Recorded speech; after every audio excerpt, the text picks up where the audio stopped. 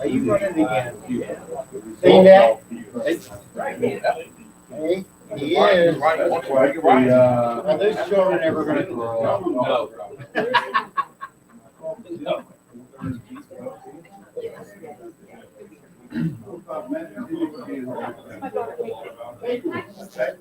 Well, Eric, I think they need to take more tactical training with the FBI or whatever. Like that. This conference will now be recorded. That'll really help your dossier. You think it will? No. I don't think we need more of that.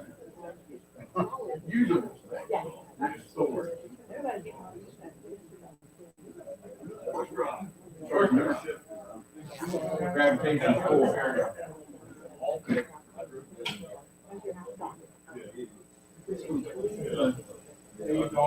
Think we'll be in and out now. Yeah. Unless Cardi starts talking.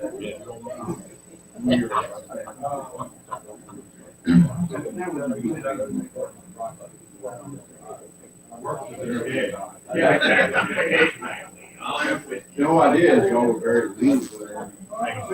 You'll be honest, that was what, 2.5 years later.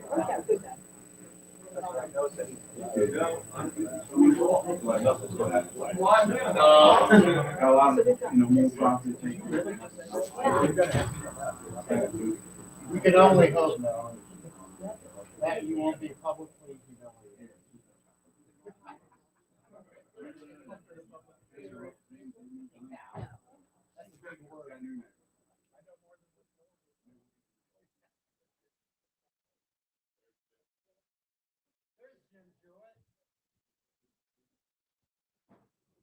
Testing 1, 2.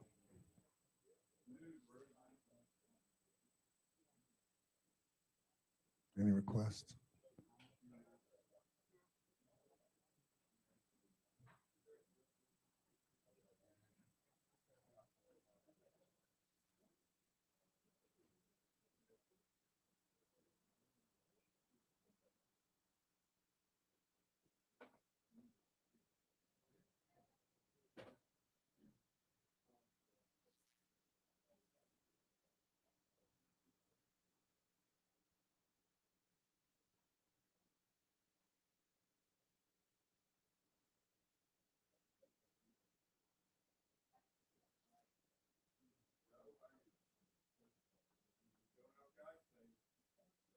What's for dinner? Beef. Pork's good. It's that and white meat.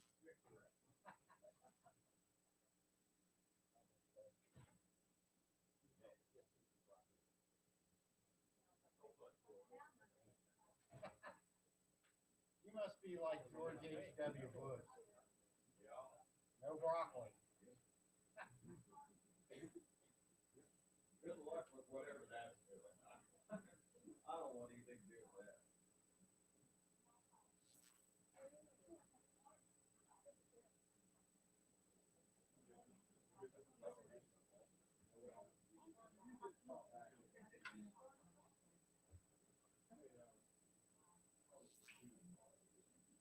Oh, yeah.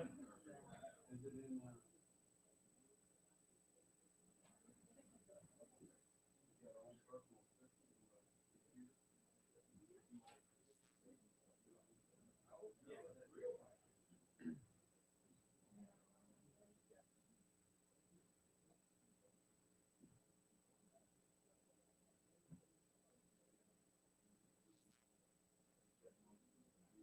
Hey, Clay.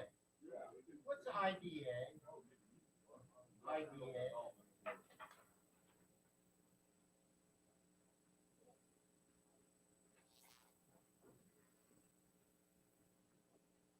So, Clay, are we going to have fun with Leather's Lane again? Of course. Always fun. You help them, you help me on Whippoorwill. It was on public road. They took any gravel on you? Yeah, they spent about 2.5 days. Hey, better. Yeah, but it's already, Yeah. you know the drill. Tomorrow's supposed to be fairly wet, it'll go down and rain again. Hey, we got the 6-year plan there. 3 more to go. Yeah.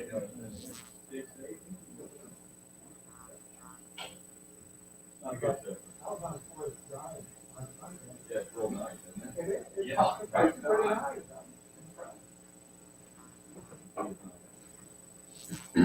That's where. No doubt.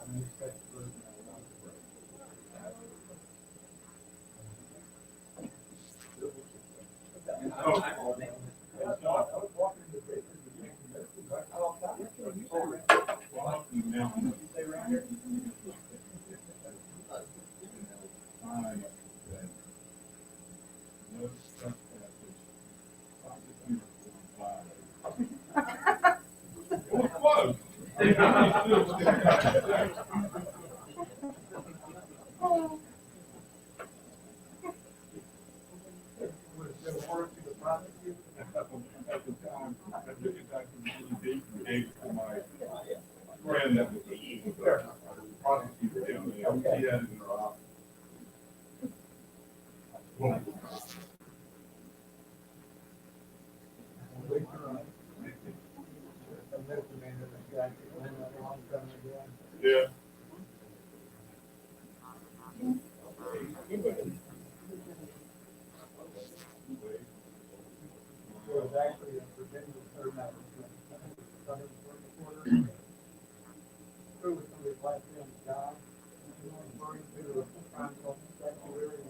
Uh-huh. But that's what was pretty nervous, like,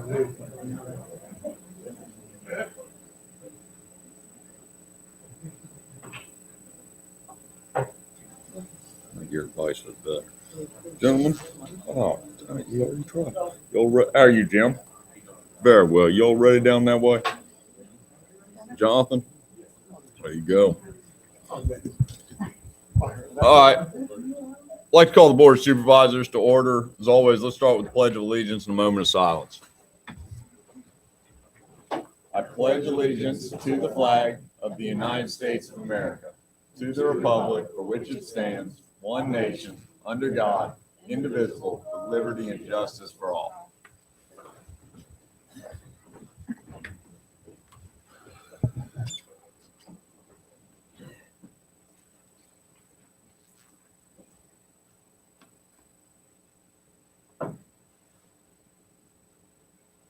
All right, thank you.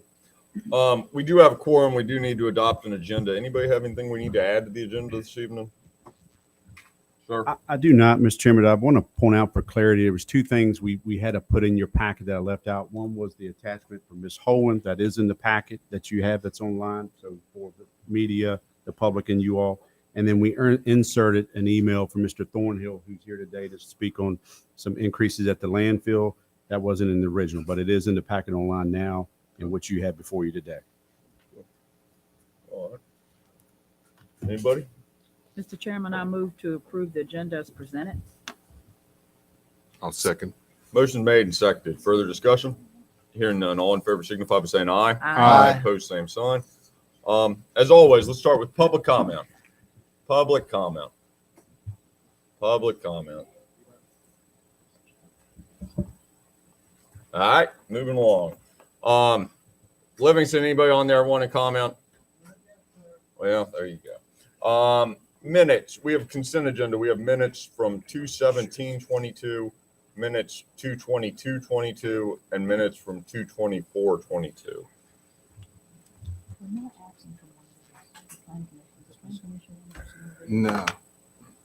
No, just for budget.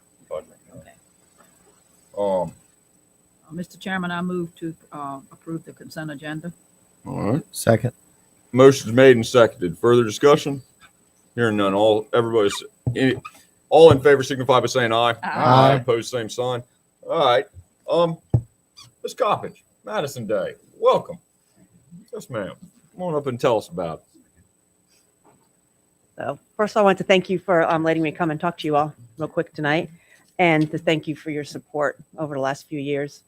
it seems like just yesterday I came here in 2019 and I was scared to death standing up here and telling us about what this dream was of Madison Day. And we were hoping for 100 people and 10 projects, and we had 19 projects and 300 people. So Madison Day is just a day that the community of Madison gets together and helps their neighbors and just does small projects from like rebuilding a little deck to porch repairs to we've even replaced kitchen cabinets. So this is our 3rd year. And so far we've been out looking at potential projects, and some of them that we can do and other ones are heartbreaking that literally we've sat and cried over after we left the house. And but so far I think we have like 14 projects that we'll be doing.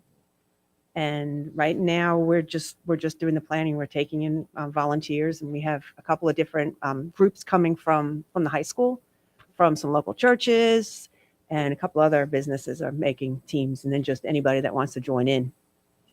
So what I'm here to ask you all, and what you've done in the past, is to waive the tipping fees and the permit fees if we have any, because sometimes like we've had to redo, tear off a deck and rebuild that. And we try not to do anything we need a permit, but you just never know what's, a safety issue.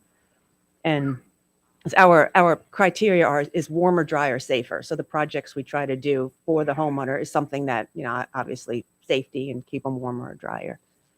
And I guess that's really it. But I just appreciate everything you all have done for us and all the support the community has given to Madison Day.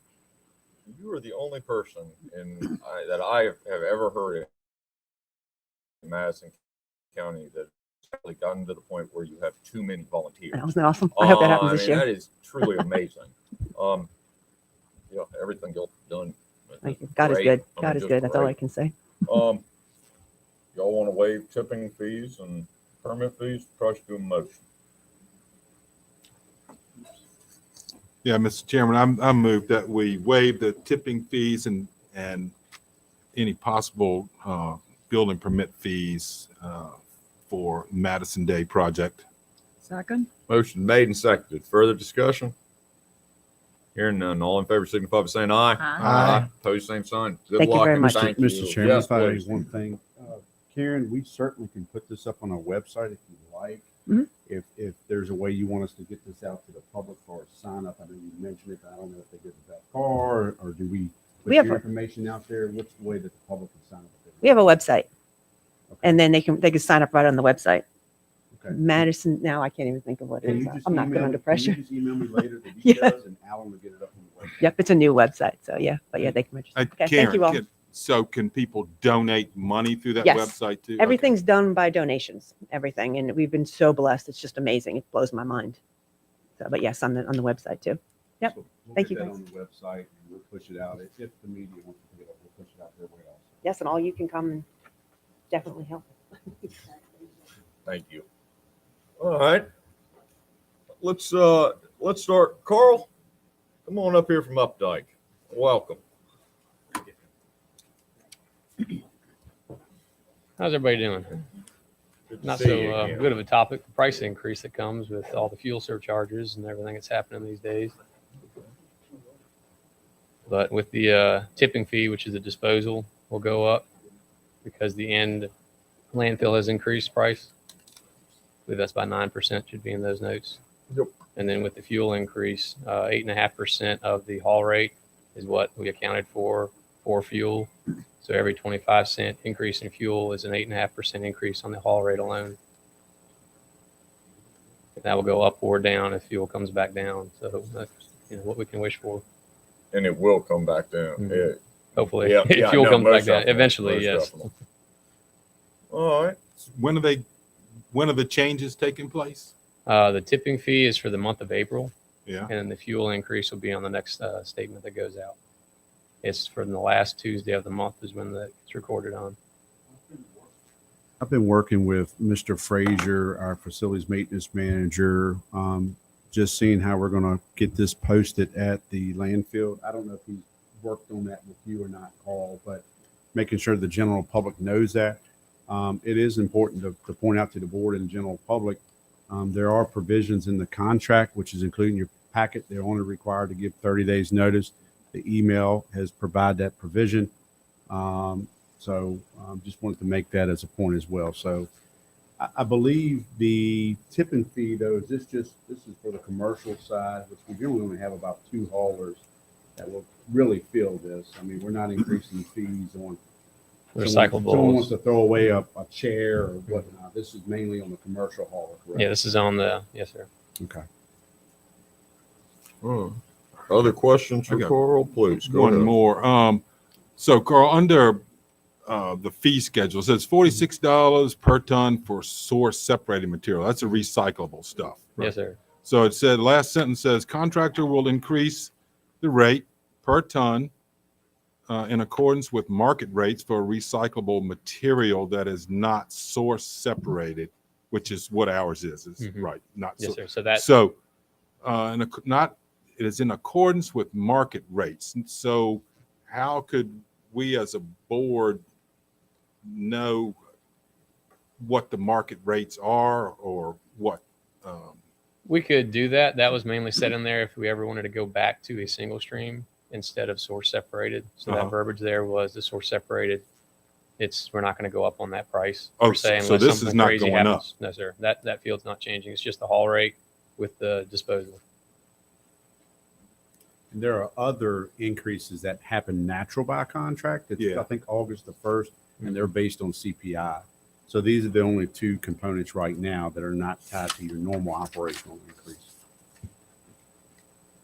Yeah, it looks like, Mr. Chairman, these increases are pretty much spelled out in the fee schedule. It's a calculation, so. Am I right on that? Yes, sir. Mm-hmm. Other questions or comments? Carl, we're definitely receiving far less complaints than we have in Glad to hear. previous history, so thank you for that. Glad to hear it. Sorry to see prices go up for Yeah, we are everybody, too. but that's kind of what it is. Anybody else have anything for Carl? Thank you, Carl. All right. Thanks. Yes, sir. Thornhill. He's the operations manager. All right. First meeting of the month, constitutional officers, county departments, committees, and organizations. Sheriff, you're in the back corner. How's everything? Okay, Yeah. that's all I'll say. Well, that was short and sweet. All right. Noah?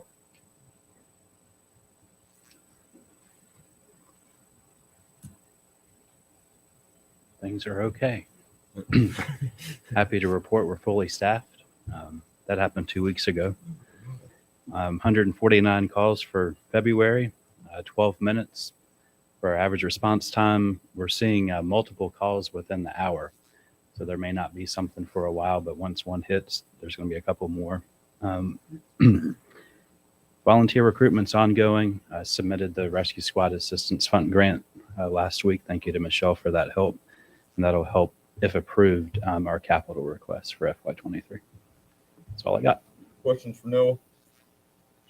Short and sweet. Absolutely. And congratulations on being fully staffed. Thank you. Appreciate Still advertising, or are we not advertising currently? Soft. Soft. Yeah, we accept applications, but Yes, sir. we're not paying for advertising. No. Very Yep. good. Thank you, Noah. Thank you. Gavin? Good for them. Mm-hmm. Hello, everyone. Just a few things. We have our crisis track scheduled for the training, I should say, scheduled for March 29th. So we've got all the building department officials as well as our EMS, Brian Gordon and Noah will be trained on that. That'll help us if we ever have a large scale event to get an assessment done fairly quickly. The LEPC invitation has gone out. That's for March 25th. So I'm really excited to get that going again. Any board members that would like to attend are certainly welcome. Just contact me and I'll get you the information. Clay, you've got a invitation direct. COVID-19 emergency action plan has been updated and is complete, and I'll present that at the LAPC just for final review. The emergency management schedule is full. I think we have one half shift that's not filled at this point, and I'll take care of that if it's not filled when we get closer. Yeah, good news. We got our first grant of the year, the LEMPG. That's the Emergency Management Preparedness Grant. We received it last year. We received it again this year. So that's $7,500 that providing the budget is approved for the MCI trailer, that'll go directly towards that at that time. So we were happy for that. And, Total cost on that trailer was what, 13K? well, 11K. 11K Thank you. with the upfitting. The trailer itself was like 75.96, but we'll still have to get competitive quotes, so we might be able to save some money Right. there. We'll definitely be looking at that. Right. And the last thing is we're just supporting all the calls and working with the agencies as they have their requests. And we thank you for your support. Anybody have questions for Gavin? Gavin, thank you. Brian? We know things have been a little slow for you lately. Yeah. Everything's been going pretty good. Happy to report we tested out for our next generation 911 as of last Thursday. We're ready to be cut over on the 5th of April and integrated text to 911 on the 6th of April. So that'll wrap up that project. It's been ongoing for about 28 months now. Hughes River radio system. Hughes River is ongoing. We're running into a few archaeological issues there. Hopefully to be ironed out by the 22nd. They found some arrowheads. Good. So they're trying to determine what that means. So Hoping they drop them out of the pocket. It would probably, yeah. they had initially said the 2nd of April. They moved it today to the 22nd of April before they'll make a determination on that. Hoover Ridge, I spoke with Jamie this morning. He's got everything he needs. Permits should be issued in the next few days. I'm hopeful to see that happen. Blakey and Beautiful Run again. Had a little bit of a hiccup this morning. Had a meeting. They were planning on going up there and switching out generators, but the generators were not going to be hot standby. They were going to be cold standby until they could run them and test them out. Well, the problem is once they take our present generators out, we have no standby. So we're working through that now to make sure that they can hook those things up and be operational the day of. So outside of that, we're trucking along and trying to get some things ironed out. Permits being approved at Hoover Ridge. When do you expect construction to start? Right now, we're looking at the second week of April at the latest. Very good. Very good. Weather permitting, obviously. Never fails. As soon as you try to put something in the ground, it starts raining. All right. And the other one, just since I know what arrowheads are, but don't know the process. You said that they're going to get back to you on April 22nd. Correct. Who is this? It's a SHPO study. I'm not really sure who runs it. It's an environmental group of some sort. We have to do it anytime we do a commercial structure on unbroken ground. Great. Yeah. Okay. Yeah. Okay. A lot of moving pieces with that one. There you go.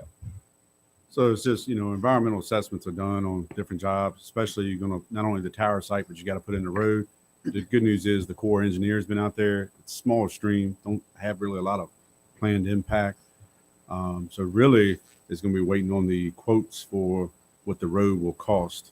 It was about a mile long, just about. Well, the road going into Mr. Grant's is right at 9/10 of a mile, a little better 9/10 of a mile. And then the road we're building is about 3/10 of a mile, but it's not a straight line. Obviously it's the kickbacks and loops and all that good stuff. So a lot of it, as far as the timeline, I appreciate that, Brian. It'll depend on this report, airheads or whatever else that may be there. And I believe that allows geotechnical work to get done, at least the core of the site, to see what the foundation takes and all. And then you can move forward with other things. So it's kind of your next step is that review and then geotech. And then hopefully we'll have some quotes on the road, which will tie into the capital 2 plan weeks. that you all will look to approve. Yeah, we're looking at about a 2-week turnaround from last Friday for quotes to build that road. I did approach Madison Day to do this, and they kind of turned me down. So. Oh, yeah. You can't give them a hard time. Where should go? Okay. Other questions for Brian on those, on any of it? Thank you. Livingston, how's IT going? IT's going good, steady, very busy. Me and Mr. Jewett took a good tour of the county and all the different little nooks and crannies today, all the different network stuff. And I'm sure he's glad that I'm not around talking in his ear 90 miles an hour for 2 hours. But anyway, that went really good, I thought. Other than that, it's steady as she goes. Don't really have got Verizon coming to give us a bid on the EMS here so we can go ahead and pull Comcast since it keeps going up and down like a yo-yo. Other than that, ERP, backups, tickets, fun stuff. Good. Mr. Jewett, was he a good tour guide? You've got new insight on all of our systems. Good. Good. I'll pay you tomorrow. Michelle, how's finance?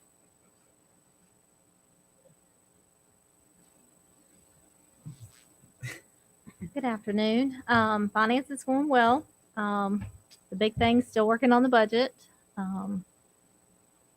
We have rolled out a new program for the county, signed them up. I looked into this last year when I came on board, Amazon Business Prime, and most of the department heads are signed up for that now. And that's going to be pushing, helping us save money. And it's already paid off. We placed our first order in the finance department last Friday and have already saved the money for the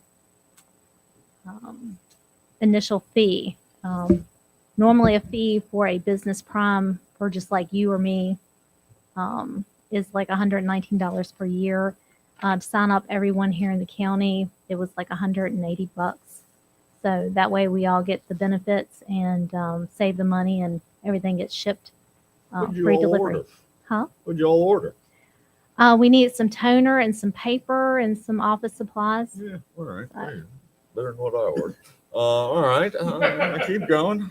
That's it. Pretty much it. We're working on everything with the budget. So I'm working on grants and stuff. That's my big thing right now, that and RFP. So ERP training still going fairly well? it is on hold right now. I have not heard from Tom this week, so I guess that's a good thing. But we have been having our meetings, our weekly meetings every 2 weeks, and I think we're scheduled to start back in either end of this month or first part of next month. I have some dates scheduled, so half days.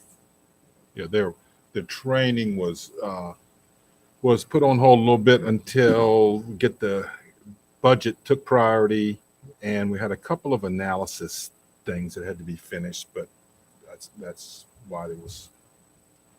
Yeah, with the chart of accounts and different things, trying to make sure everything is lined up properly so everything goes smoothly with that. Yeah. And I'll speak for myself. We are all enjoying the budget process. But the organization that I guess yourself and Bobby and Jonathan have put in place and made it so, I mean, where we were at this time last year was so confusing. And this year, I mean, we're just, Piece of cake. yeah, absolutely. Piece I of mean, cake. it's just walking through the process. So thank you very, very much. Okay. Thank you. Anybody got anything for Michelle? Thank you, ma'am. Michelle, you forgot about your Bank of America Works. Bank of America Works. Yes. That is Bruce's favorite thing right now. The one thing we have implemented too is majority of the department heads and folks that need purchasing power have a Bank of America P card. And we've been finishing out our implementation. Everyone can buy everything they need basically online with their P card, and they can code it and get it to accounts payable in our department and different things, and make it a lot easier too. And they can upload their receipts and don't have to try to keep up with the receipts and stuff. So Bruce is especially enjoying that one. Good. Yeah, good. Thank you. Yeah, absolutely. Absolutely it is. All right, thank you. Tracy?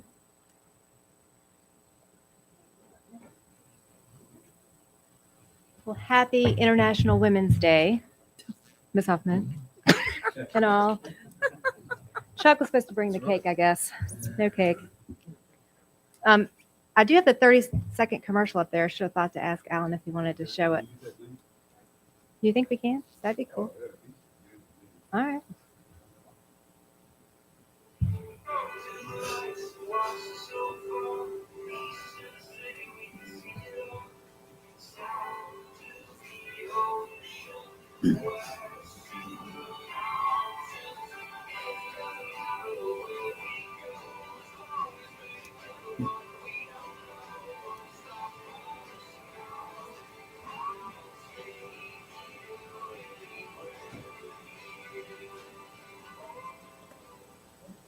Nice.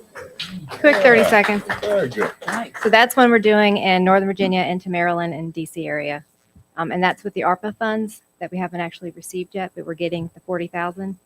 Found out I was one of the first ones to submit because we don't have to submit the plan until this December. So we're assessing out everything with me and a couple other people. So that's going well.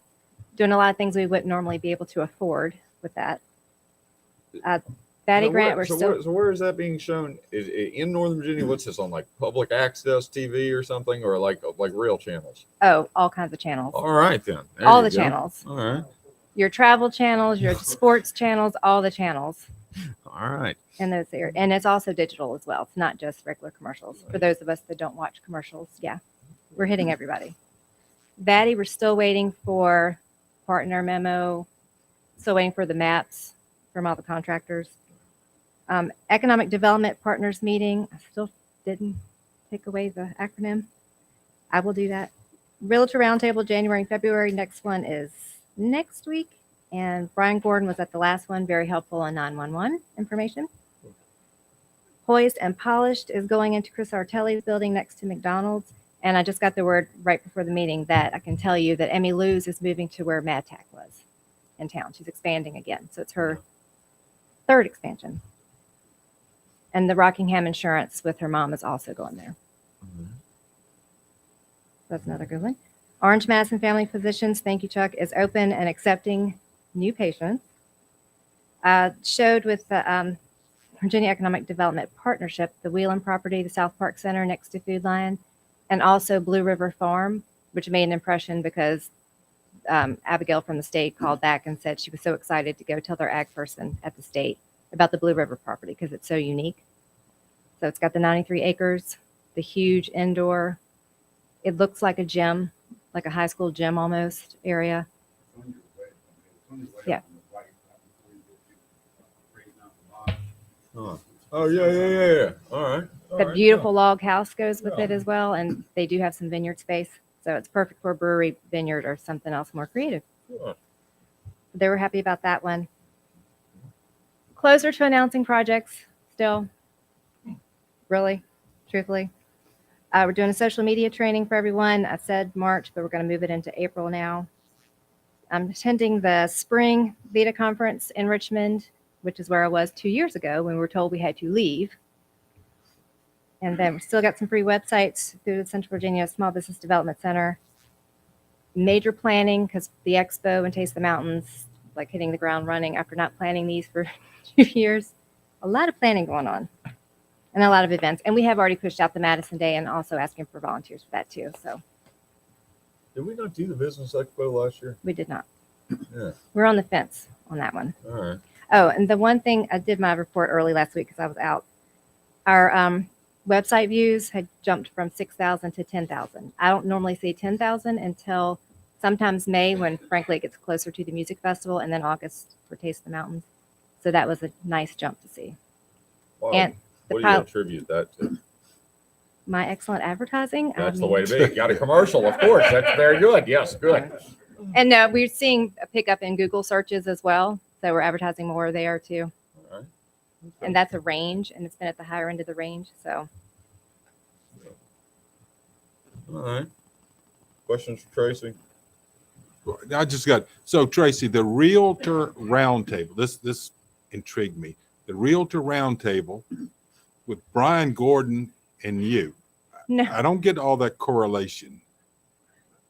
Realtors and Brian and you. this is Mr. Weekly's wonderful idea. It's been great. So occasionally, Brian Gordon, we should say is the guest speaker, but who doesn't love Brian Gordon? Oh, there you I know. go. I got you.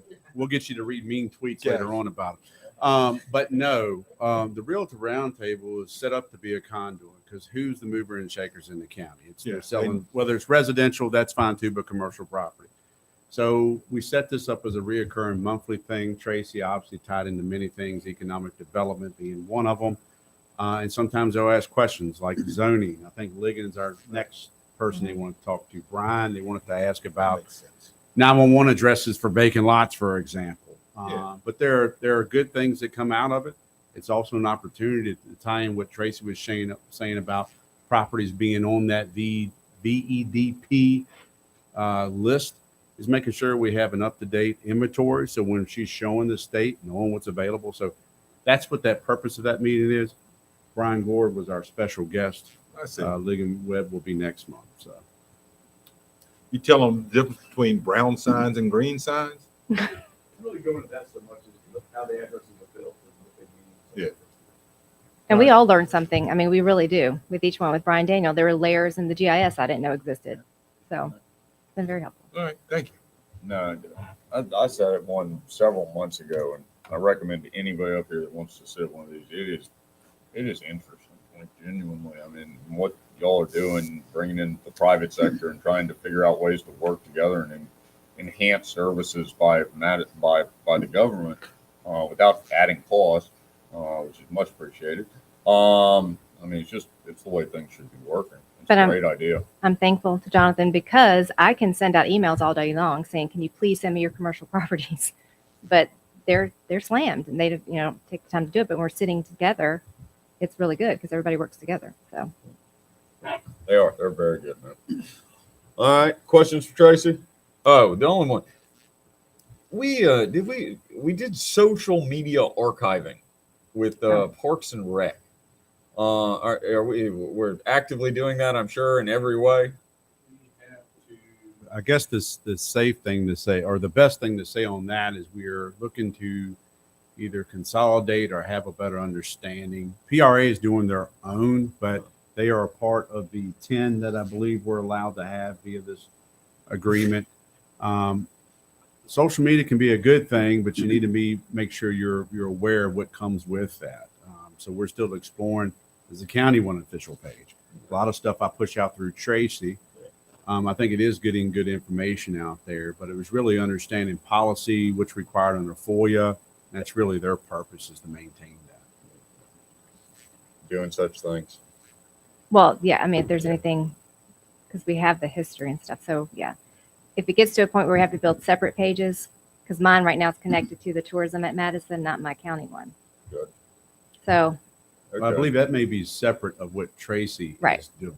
All right. I've actually got that account moved over into my name, All right. but I haven't added more than like one. We got the transfer station, their Google page that can go on there. We got Tracy's that can go on there. There's several more. I forget, but in all honesty, I haven't put them out there yet. The transfer station has a website. They need to get rid of that. That is Waste Management's page, former contractor. They have that site. Good. Hope that they unregister, delete that account. Seems weird that transfer station has a website. Maybe it's just me. All right. Any other questions for Tracy? All right. Jerry came in. Jerry, how's Parks and Rec? Hey. Here, use the microphone. Yeah, there you go. Summer camp registrations. Is it on, Jerry? Take it from the top. Testing. There, Okay. yeah, it's working. Summer camp registrations are open now. We have 207 spots filled with 233 spots still open. We had a record number for spring sports registrations with over 450. We have some events coming up. Nerf Wars will be next Saturday, March 19th. Tickets are available on Eventbrite. Wool and Wine Festival will be on April 23rd. Due to health issues with the sheepdog trial organizer, there will be no sheepdog trials this year. We hope to have them back for next year. Tour to Madison is on May 21st.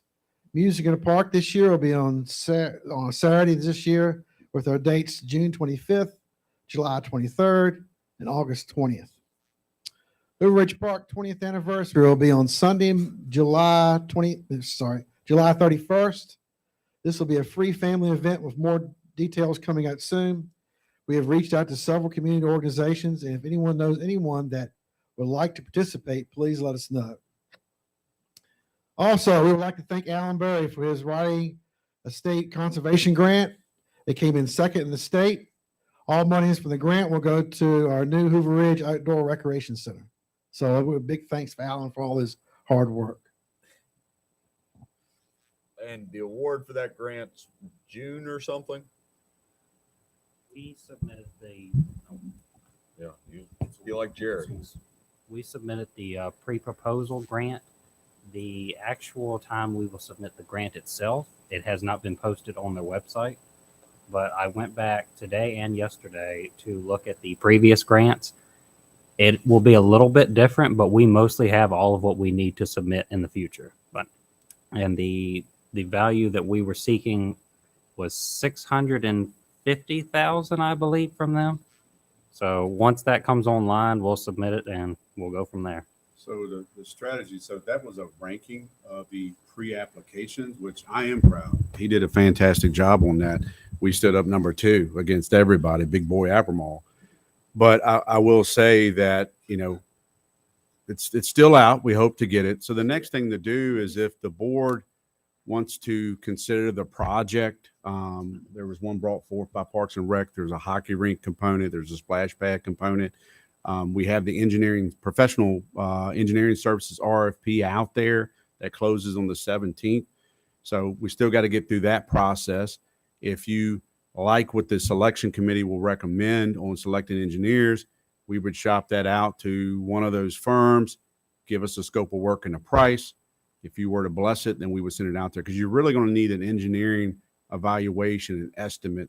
Sure, we can send something in and say it cost X, but really they like to look at those engineering studies and level of detail. So that would be key for this application submittal, is to have that document if the board wishes to move that project at least into design phase / cost estimates. So stay tuned. Any questions for, I don't know, Jerry, Alan, or Jonathan, I guess, at this point? Jerry, what have you been doing out there today? You look disheveled. Well, there you go. Yeah, good. I'm working with working with schools. Great. That's the name of the guy. All right. Anybody got questions? I think we've hit everybody. Old business, fire department funding request. Jonathan? I've asked Mr. Gordon, who's putting on his different hat as he comes to the podium. He's the president of the volunteer fire company. So back, I want to say, I don't know the date on that. They submitted an additional funding request. That I think we put the wrong one there. There should be a $40,000 funding request for some outfitting.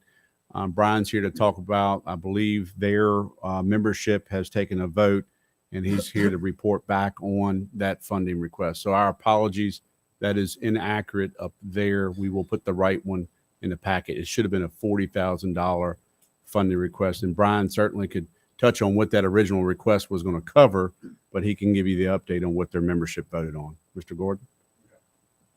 We came to you probably 6 weeks ago and asked for $40,000 one-time funding to upfit our school setting unit for education. Give the county 2 methods of education. Since that time, we have been very, very, very fortunate from donations within the county and several different levels. And I'm here today to withdraw that. We've been extremely fortunate on money we did not see coming. I have no idea what the forecast is. It is there.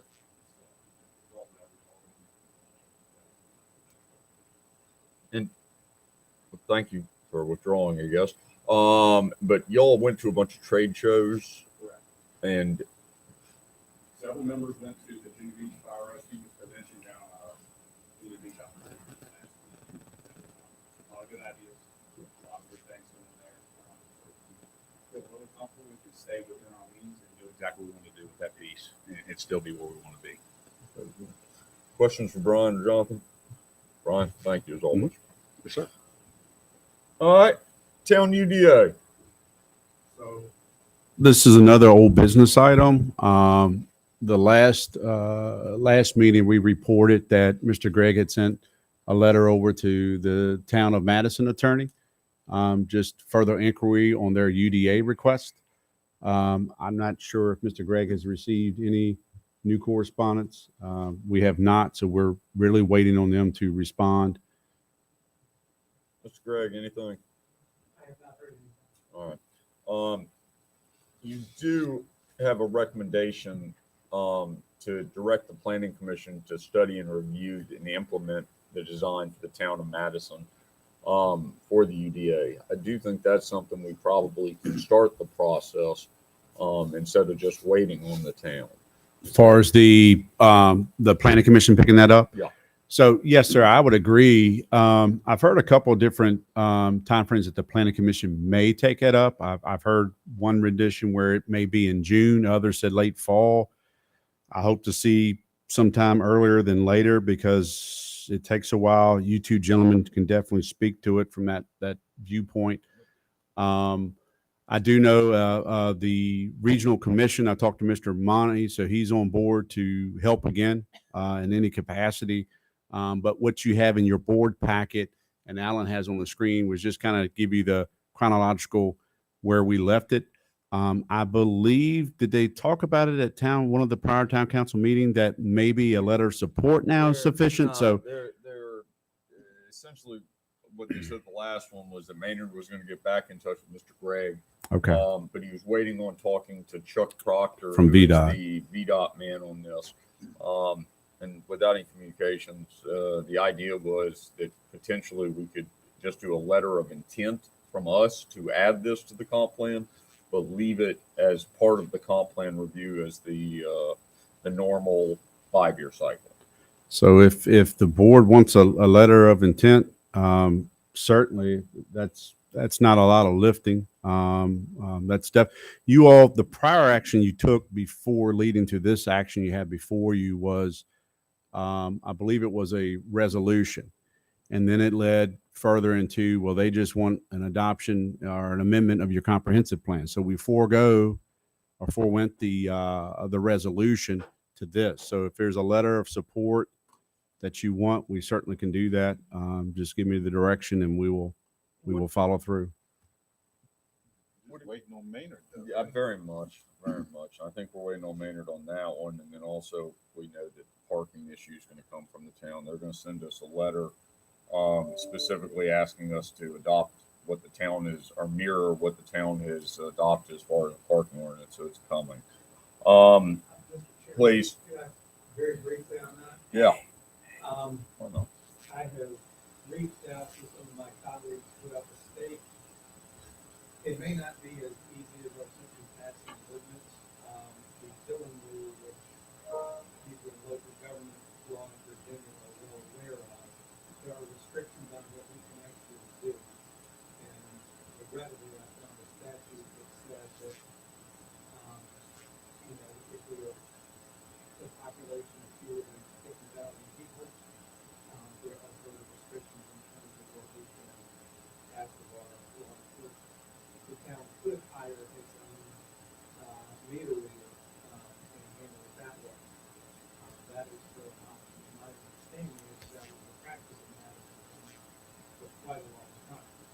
But as soon as I have additional information on that, I will share it. I will tell them good to believe that it's simply a matter of that. It may be that Doubtful. I need to the research. Who's the old meter reader party? Oh, that was Jim White. He was the town sergeant. He was already a sergeant named. Well, we don't have any meters, but we could try that. It probably is worth familiarizing yourself so you know which way to advise us, because they made a motion at the last town meeting. There is a letter going to come at some general time period. And I forwarded some of the commentary about to Mr. Good. So, Mr. Chairman, back to the UDA. Right. We just wait for their attorney response. That's where we're currently at. I just want to make sure I capture the board's desire and direction. I think, we have to wait for them to see what they want to do and see what Chuck Proctor actually recommends, because to some extent we want to be supporting of the town. Would it be something we could ask the planning commission to look into kind of preliminarily to see if it's something that they would see as a good fit for the comp plan, and then maybe it would give us some more standing with a letter of intent? Sure. They have a workshop on the 16th. We're set for an agenda review on Friday, which the planning commission chair is there, so we can certainly talk about it then to get it on the agenda for the workshop. See if we can get them to at least look at it very briefly and see if it's something they think is a good thing to add to the comp. I mean, I don't know, does the board need to take action to make that happen, Sean, or? We are asking. them They've to already, do something. in that motion, already included the planning commission directing them to study, review, and implement. So this would basically just be an update. Hey, when you're starting to plan, okay. Sure. Certainly do. So I will put that on our discussion with the planning That's commission chair on something that Friday. work for everybody, and then we can kind of see where we get and make sure it is something that's fitting and worth spending time on. All right. Other comments on this one? Well, I just think, we need to hear from Maynard to see what kind of time frame is involved here, because that when it first started, it's like, oh yeah, okay, so I'll just wait till planning commission does the comp plan, and now it sounds like it's getting compressed, but we don't really know yet, Sean. And I the only thing I go back to, and I hate being the fly in the ointment, but the VDOT smart scale, so the funding that they want is for sidewalks. The sidewalks will push out into your boundary. So is that something that you want or not? It may sound simplistic, but it becomes your property, it becomes your maintenance. So I just want to reemphasize that their project will push out to your boundaries. Not starting the turf war. I'm just trying to make sure I put that out there for your consideration. Start thinking about it. I'm with you, Ms. Hoffman. 100%. It's something we need to think about. Let's see if we can start thinking about it, and then maybe when we get into the comp plan, we can talk about it a little bit differently, or when that application. We did cut a check for those funds in the micro enterprise, so it was just under $33,000. They have received that. I believe their intent was at some point to use those funds for purposes of sidewalks. Yes, but it's off air books now. Yes, sir. That account has been closed out, confirmed by the treasurer. Never had such trouble giving away $33,000. I mean, Took us 2.5, 3 years. No, maybe longer. That's about right. That's about right. All right. Other comments on this one? Any other old business? All right. Let's go to the IDA and Pete Elliott. Mr. Weekly. Thank you, Mr. Chairman. You had a vacancy. Mr. Graves had resigned. That left the vacancy. We have only one applicant for consideration. That doesn't mean that they're not qualified. This is a very qualified individual. Mr. Elliott has placed his application for consideration of this position. We've already had Mr. Gregg checked into because Mr. Elliott is a planning commissioner like Mr. Snyder, who's currently on the IDA. There is no conflicts there, I believe. So we're solid there. So Mr. Elliott is there for your consideration to fill the vacancy on the Industrial Development Authority. I believe the question was posed earlier about what does the IDA do? Traditionally, they have been the bonding mechanism for things such as Woodbury Forest was, I think, one of the latest projects. So they do primarily bonding. They're the conduit between the public and private sector for funds being transferred. Yes, sir. And I think it's fair to say in other jurisdictions, they may call it something else, the EDA, Economic Development Authority. So this is our version of that. What y'all want to do? Mr. Chairman, I move to approve Pete Elliott for the IDA board. Second. All right. Motion's made and seconded. Further discussion?